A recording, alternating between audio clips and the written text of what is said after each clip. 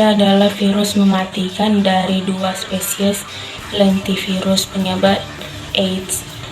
Virus ini menyerang manusia dan menyerang sistem kekebalan tubuh, sehingga tubuh menjadi lemah dalam melawan infeksi. Jika virus ini menyerang tubuh, sistem pertahanan tubuh kita akan semakin melemah. AIDS merupakan tahap lanjut dari infeksi HIV.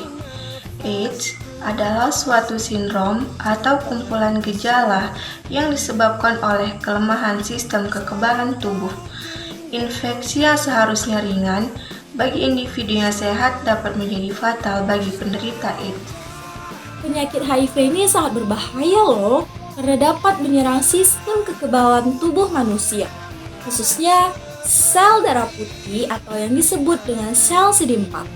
HIV dapat menghancurkan sel CD4 sehingga dapat melemahkan sistem kekebalan tubuh manusia terhadap penyakit seperti tuberkulosis, infeksi jamur, infeksi bakteri tingkat berat, dan beberapa jenis kanker. Penyakit inilah yang dapat menyebabkan komplikasi seperti gangguan saraf, HIV-associated nephropathy, limfoma atau kanker kelenjar getah bening, kanker serviks, dan retinitis. Jika sudah terkena virus HIV, sistem imun tubuh akan langsung diserang terus-menerus dan akan menyebabkan sulit hidup sehat. Ketika seseorang sudah terkena AIDS, tubuh tidak lagi memiliki kemampuan untuk melawan infeksi yang ditimbulkan dari penyakit tersebut. Infeksi inilah yang sangat berbahaya karena bisa menyebabkan 1. Kematian.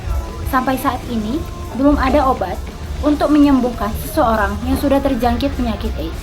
Yang kedua, gampang terserang penyakit seperti tuberkulosis, infeksi jamur, infeksi bakteri berat, atau bisa jadi kena kanker.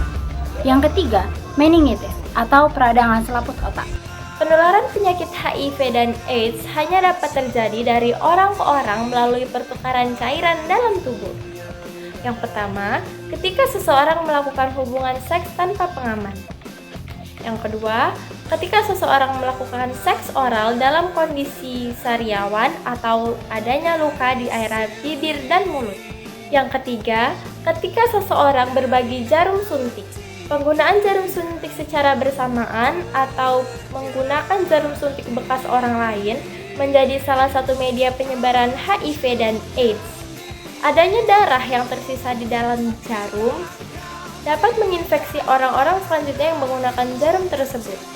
Selain HIV dan AIDS, penggunaan jarum suntik bekas dapat menyebabkan beberapa penyakit seperti hepatitis B, hepatitis C, dan beberapa penyakit berbahaya lainnya. Dan yang terakhir adalah penularan dari ibu hamil.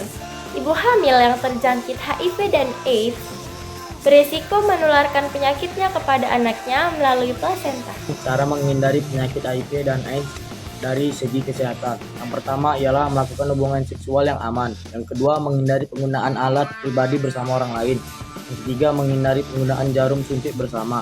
Yang keempat, melakukan sunat untuk pria. Yang kelima, menghindari penggunaan obat-obatan terlarang. Yang keenam, penggunaan antiretroviral atau ARV. Yang ketujuh, rutin melakukan skimping atau HIV.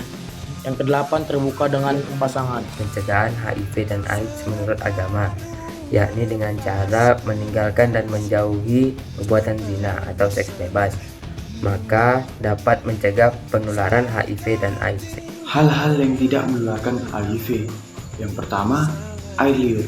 Virus HIV tidak bisa ditularkan melalui air liur karena persentase virusnya sangat kecil dan sangat lemah untuk ditularkan pada orang lain. Yang kedua, gigitan serangga penyesap darah seperti nyamuk.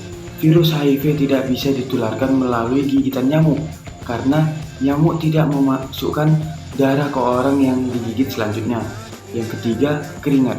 Menempelkan keringat pengidap HIV positif pada kulit orang sehat tidak akan menularkan virus tersebut.